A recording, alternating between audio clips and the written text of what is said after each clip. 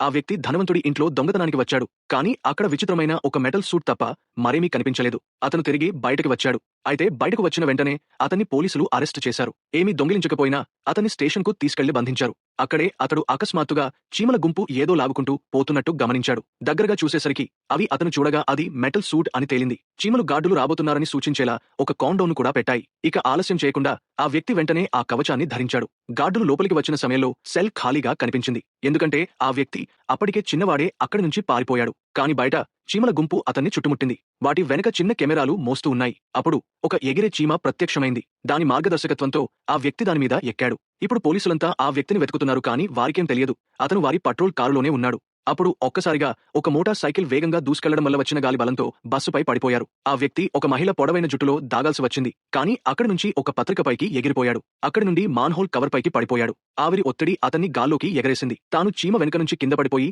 మూర్ఛ వెళ్లిపోయాడు. మెలకువ రావడంతో ఒక విచిత్రమైన ఇంట్లో అక్కడ పాదం పెట్టడానికి కూడా చీమలతో నిండిన నేల మధ్య తనను చూసుకున్నాడు. అదృష్టవశాత్తు చీమలు అతనికి దారి తీశాయి. బయటకు వచ్చేసరికి ప్రపంచ ప్రఖ్యాత శాస్త్రవేత్తను చూశాడు. ఆ చీమలన్నీ ఆయన పెంపుడు జంతువులు. శాస్త్రవేత్త చాలా కాలం క్రితమే అణువుల మధ్య దూరాన్ని మార్చే సూత్రాన్ని కనుగొని దాని ఆధారంగా యాంట్ మ్యాన్ సూట్ను తయారు చేశాడు. కానీ ఆయన శిష్యుడు ఈ రహస్యాన్ని తెలుసుకుని అదే ఫార్ములాతో వాస్ప్ సూట్ తయారు చేసి దాని దుష్ట ఆయుధ వ్యాపారులకు అమ్మాలని చూశాడు. అందుకే శాస్త్రవేత్త ఆ వ్యక్తిని ఆ వాస్ప్ సూట్ని తిరిగి దొంగిలించి ఆ సూత్రాన్ని నాశనం చేయమని కోరాడు. ఆ వ్యక్తి వెంటనే అంగీకరించాడు. కానీ ఆ మిషన్కు ముందు నిజమైన యాంట్ మ్యాన్ గా మారాల్సి ఉంది.